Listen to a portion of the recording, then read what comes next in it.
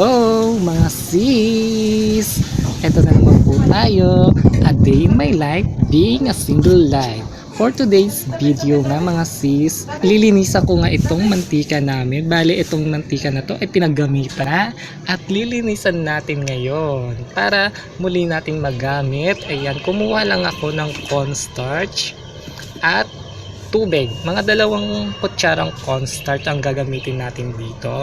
Ilalagay lang natin sa baso at lalagyan din ng tubig. Syempre, yan ang gagamitin natin panlinis. Itong mantika nga pala, ginamit na ito pamprito ng mga manok. At syempre, pinagamitan na nga ito. May naiwan-iwan pa itong mga dumi at tira-tirang mga sunog na galing sa ibang manok na pinagprituhan. Kaya cornstarch nga ang ating ipanlilinis dito para dumikit yung mga naiwang mga pinagprituhan at malinis din yung mga itim na galing din sa mantika at manok.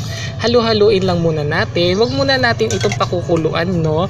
Bali, ilagay na natin yung cornstarch bago pa man ito natin buksan at hintayin lang natin siyang kumulo. Kapag kumulo nga to, halu-haluin pa rin natin to, no? Ang hirap pala mag-vlog sa ganitong pagluluto pero i-career na rin natin ito dahil masaya tayo. Halu-haluin lang natin ito hanggang maluto yung cornstarch sa loob. Kapag makulo na, syempre wag nating hayaang matuyot at syempre halu-haluin pa rin natin.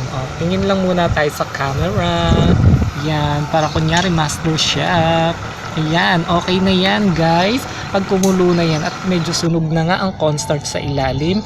Hindi ko na nga na-videohan dito kasi hindi ko pala na-open yung camera. Nanggigigil ako pati pagsalin ko sa bote.